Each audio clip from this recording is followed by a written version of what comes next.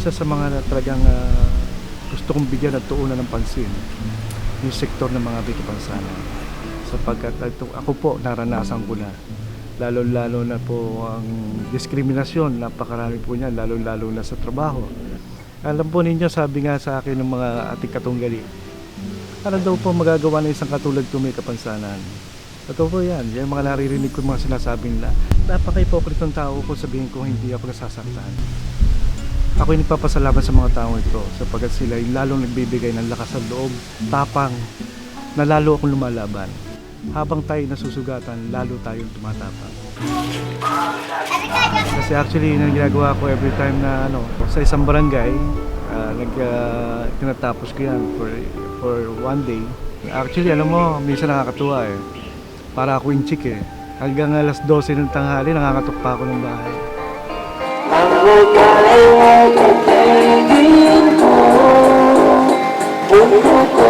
Ano masaya ako eh. Pag habang nakasakay ako, naaabot ko yung ating mga kababayan.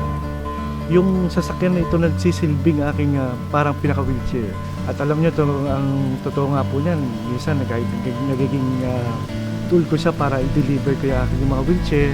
Lalagay ko lang sa bubong o sa likod. Ako mismo nagdi-deliver niyan. At hanggang Pasay, actually nakarating ako eh.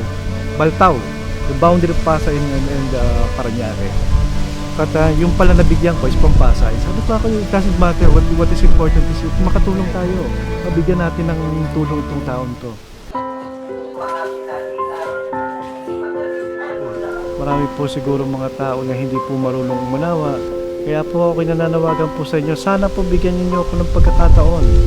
At po sa mga nagtatanggal po ng mga tarpaulin ko, ako naman po yung makikiusap sa inyo. Alam po ninyo, limitado lamang po ang aking mga resources o konti lamang po ang aking mga tarpaulin. Sana naman po bigyan po ninyo ako ng patas na laban. Ang aking pakiusap lamang po sa aking mga kababayan, kung sakali man po maubos ang aking mga tarpaulin, ay makikiusap na lamang po ako sa inyo. Kung maaari po, makikikabit na lang po ako sa inyong mga puso. At alam ko at natitiyak ko, hindi nila ito kayang tanggalin.